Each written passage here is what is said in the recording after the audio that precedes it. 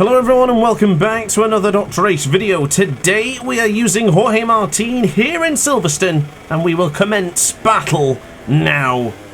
Okay, not a bad start. I'm just hoping now I can squeeze through one of the many riders in front of us here to try and have a chance of finishing on the podium. That's the goal of today's video, as Taka gives us a big punt and then Johan Zarco bumps into the side of Taka Nakagami. It's all kicking off in the early stages of this Grand Prix. We managed to go around the outside of Marco Bezzecchi, so we're up to the top 8. Of course, this weekend in Silverstone, you might be watching this video as MotoGP has probably just concluded.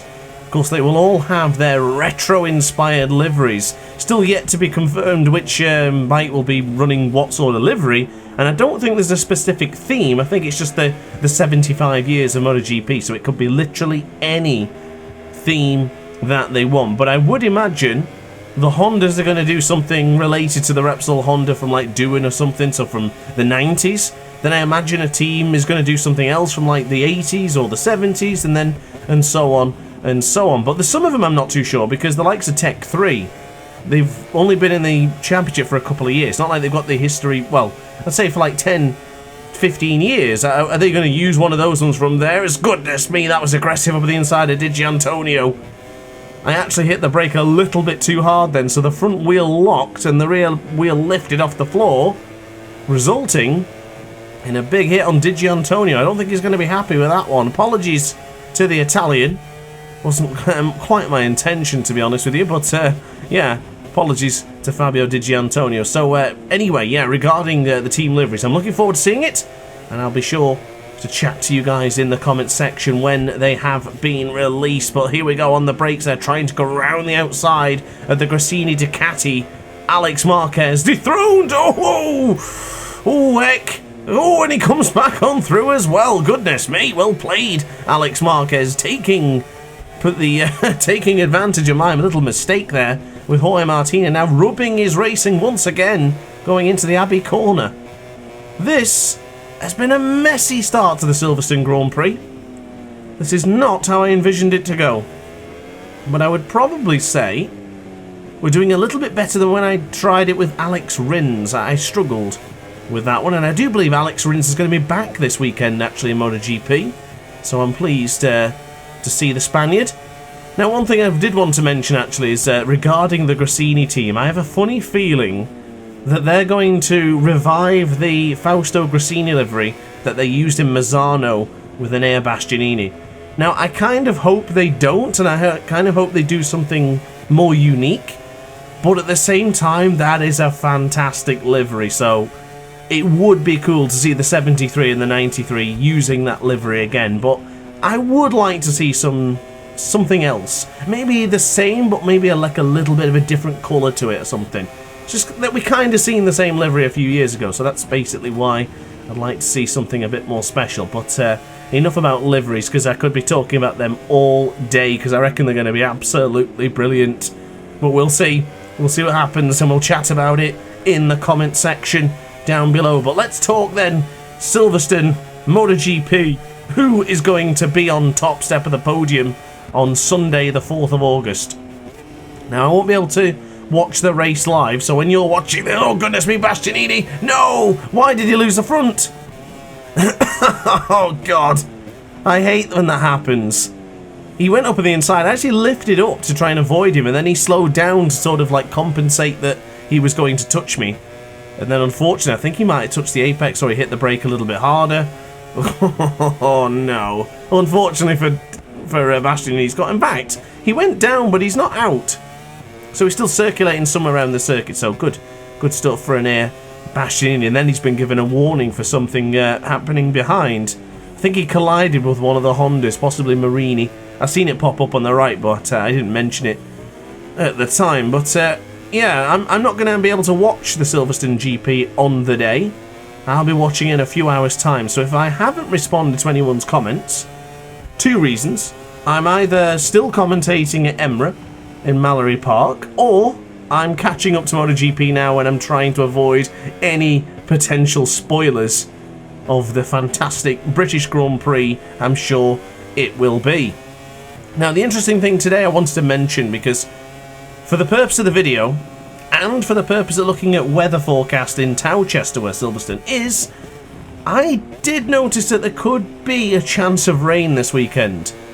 So it's inspired me to bang on the variable weather and see if we get some rain. I kind of hope we do, actually. We'd certainly change it up. It's been ages since I've had a flag to flag. And in Moto 2, we haven't even had a wet race, I don't think. Maybe once. So I would really like to have some rain come down. In fact, speaking in the virtual term and also in real life as well, I like the rain. So I would like it to rain again, if it can. Because England's very warm at the moment and I hate this muggy weather. It hurts my throat and I can't really get into the commentary because I'm just sweating so much in my little tiny studio. But yeah, enough about that. Let's talk business. Let's talk MotoGP in the 75 years of MotoGP we come to Silverstone. So, I have chosen Jorge Martin for a reason here today, but if I get past Pedro Acosta, then this is going to make more sense because I predict that a certain Jorge Martin is going to come out swinging in Silverstone. Don't know if it's going to mean it's a good thing or if it's going to end up bad. I've just got this feeling. Pecco is obviously eyeballing up another successful victory, which could happen. He is good here in Silverstone and has won before. But the rider in second place, Maverick Vinales, has also been very competitive in Silverstone in the past. And even on the Aprilia, he was pushing Pecco Bagnaia to the limits a few years ago when Pecco went on his win streak. So to be honest, if it was Martin ahead of Acosta right now, I'm going to pick these three for my podium. I don't think Pedro Acosta's going to be up there at the weekend. I don't know what it is with Pedro at the moment and the KTMs and the gas. Let's include that in there as well. But it's just not working. They don't seem to be anywhere near as competitive as they were last year. I know there's a lot of sort of downplayment of Jack Miller at the moment, that he should go over to World Superbike and he's done with MotoGP, but Brad Binder's not done significantly better either this year. Pedro Acosta's had a terrific start and then it just seemed to stop. So KTM, they need to sort something out, and especially having two brand new riders next season in the form of Enea Bastianini and Maverick Vinales, both MotoGP Grand Prix winners, in their team next season. They've got to make sure they bring a bike that can deliver. If they don't, then it's going to be another season of a missed opportunity. Last season, KTM looked so good with Brad Binder, but ever since he's had the injury at the start of the year and the bike not being quite as good as we thought it would be, it's just not materialised this year. And honestly, it's kind of sad to see. I want to see the KTMs back up there fighting for the victory. So yeah, no disrespect to Pedro Acosta, but I'm not putting him in my podium positions this weekend. I've just realised actually we have the MotoGP Fantasy League, which I always forget about. And I still don't really understand the MotoGP official one, because I wanted to make a change. I made a change, and then I didn't have enough funds to then put another rider in its place. So yeah, I made a massive mistake, and I think I'm probably better off waiting till next year's start now to have a chance. I always mess them up every time. Either I forget to do it, or I do the wrong thing and I completely break it. So yeah, MotoGP Fantasy League for me not going so well at the moment. But what I can tell you is that this lap time is coming in quite thick and fast here, and we're approaching the number 12, Maverick Vinales, under pressure. The man who lives in Andorra, like many of the riders do in MotoGP. I think Alex Rins does. I think Aleix Espargaro, Maverick, and I want to say Fabio Quartararo, but I imagine not. I'm not entirely sure though, so yeah, take that with a pinch of salt, ladies and gentlemen. But regarding MotoGP this weekend, I sincerely hope it's going to be a cracking Grand Prix weekend, which I do feel it will be. But I do imagine that Pecco, Martin and Vinales are going to be your top three of the weekend.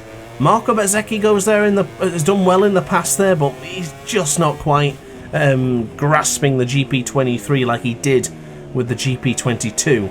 Alex Marquez, a sprint winner from last season, of course, would love to see him back up at the front again, being the top Marquez brother. Of course, unfortunate part for Alex Marquez. He's always the brother of, rather than Alex Marquez, the 2 times Moto2 and Moto3 world champion, so a 2 times champion in total.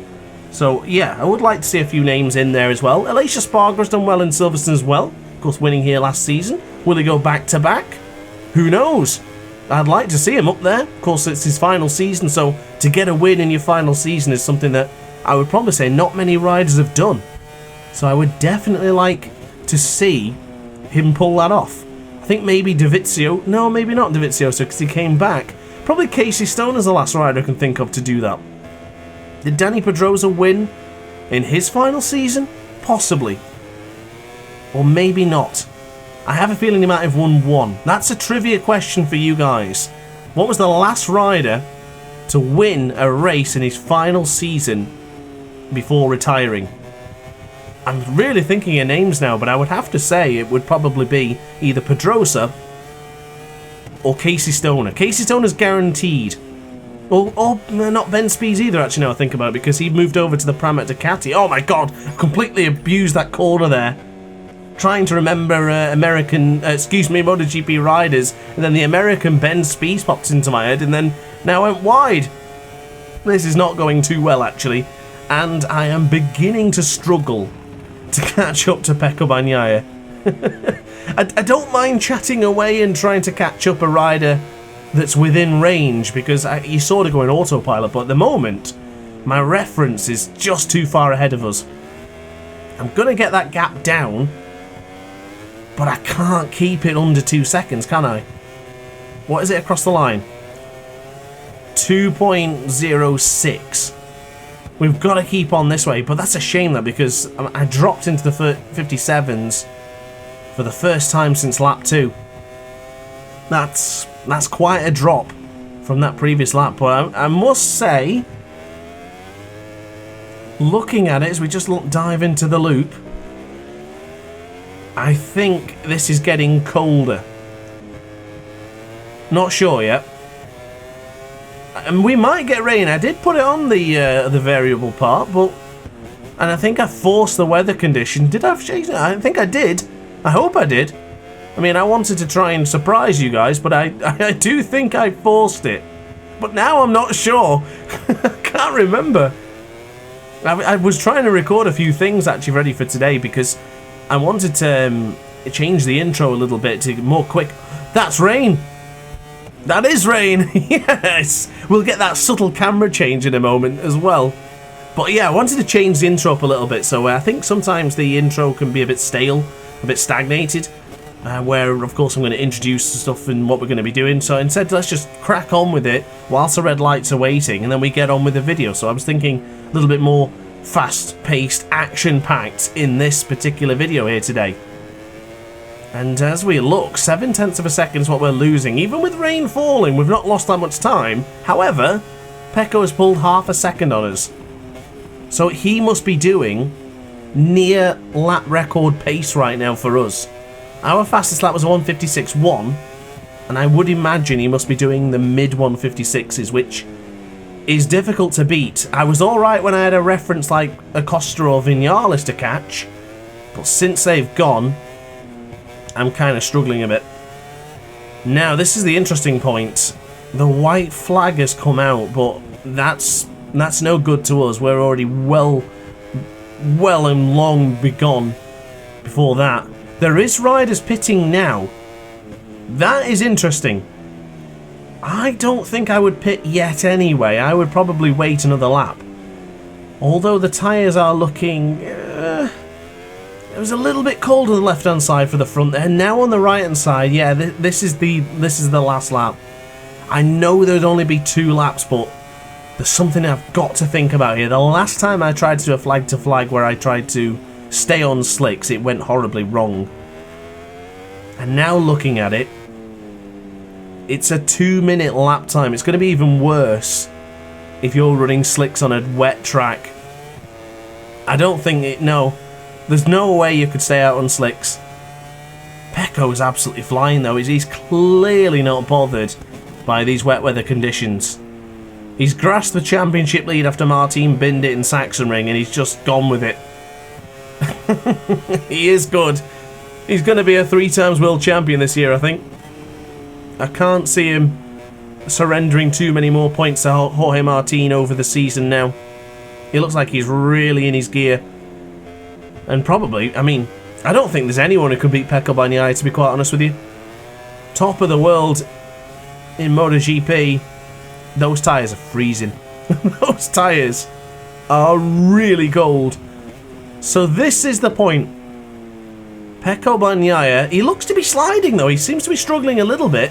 Gap is 3.2. Where's the line in this one, by the way? Ooh, okay, don't get along that penalty. Slow it down, 37.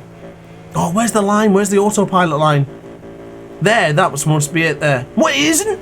Oh, we could have gone so much quicker. I could have gone so much quicker and braked at the very last second. I've wasted time for that. I've wasted time. How much? I'm 4.6 seconds from Bagnaia. Oh, I need more practice on these, don't I? That's not good. That's not good, Matt. Come on, mate. What's the gap now? 11? No, it can't be. Let it... Yeah, okay. 4.2, 4 seconds. Wait, there's riders staying out here. Bastianini, Marini, Raul Fernandez, and Joan Mir. Well, they've got nothing to lose. They're staying out for 2 laps on the dries. Well, here we go then. It's time to reacquaint ourselves with the wet weather conditions. I did a video, actually, which is coming very soon, with a wet weather guide. But look at Pecco. Where's he going? Okay, alright then, this is kicking off. Here we go. What is it the Americans say when something goes good? Let's go! That's it. So, let's go indeed. Oh my goodness. Where is Pecco? Is he on? He's in third. He's trying to go round all these riders. They're all on slick. Scoot out of the way, would you, chum? Round the outside of Raul, back over the inside of Bastianini. Luca Marini's up to second. He was actually leading this Grand Prix a moment ago. Oh my god! Oh. Well, we've managed to circumnavigate these riders here. But Pecco's advantage, which was 4 seconds in the pit, is down to 0.8 of a second. I've got to reacclimatise with the wet quickly before Pecco gets away. Doesn't feel too bad for now. The big point is the vibration on the controller changes. So when you brake mid-corner and you use that trail brake, it feels extremely strong, as if you were on the last bit before the tyre gives way on the dry. Here, I know I can brake a little bit harder, but I don't want to brake too much. Well, as long as we go into our favourite corner here at the end, which is the Vale corner, as long as we brake where we have been doing, maybe a little bit earlier, we can close in really quickly and back. Oh no, I'm never going to get that stop. That's too wide. Ah, I've blew it. Oh, Luca Marini's down. I've just blown it. Oh, the Silverstone drama's over. I can't believe that. I've ruined it again. I've still not won a flag-to-flag race yet here in this game. In MotoGP, that is. Where you actually change the motorcycle. That hasn't happened for me yet. I'm still waiting for that day. And I think we're going to have to wait a little bit longer, because Bagnaia is off the road now. 1.7 after I mucked it up in that final corner. It's just an easy corner to get wrong when I happen to get it wrong. Are you joking me? What? Pecco Bagnaia has binned it. He's binned it. That's like the third video this in the past 2 weeks where the rider in front has binned it with no pressure. Oh, the voice crack. It's gone. No way. I swear to God, I must be doing something here to these guys. I must be hacking or something. What is going on? How can they crash this many times in the lead? That was Tony Arbolino in Aragon, Fermin Aldeguer in Mazzano, and now here with Pecco Bagnaia. That's like, oh my... Yeah, it's the third or fourth ride that's happened this season, honestly. That's ridiculous. I can't believe that. Ladies and gentlemen, I guess late birthday gift from Pecco Bagnaia. You guys got to stop giving me gifts. This is unbelievable. Well, we're going to try and make sure we navigate it properly now to ensure we can come home with the 25 points. If this happens this weekend, then come back to this video and let me know. I can't believe this. For the third time in about 2 weeks of content, that has happened again. He is closing me in though, actually. I might have to be a little bit careful here. Bit easy on the front brake, just leaning into the Stowe corner, onto the power. I tell you what, I'm going to brake early for this one, near that white rumble strip. I think we've done it. I can't believe this. I cannot believe it. Voice is going, headache is here, and we've somehow still able to finish on top step of the podium with Jorge Martin. Wow. Oh, the double achievement from Steam. Yes. 2 achievements. Winning a flag to flag and also for winning in Silverstone. You can't beat that, can you? Well, I thoroughly enjoyed that.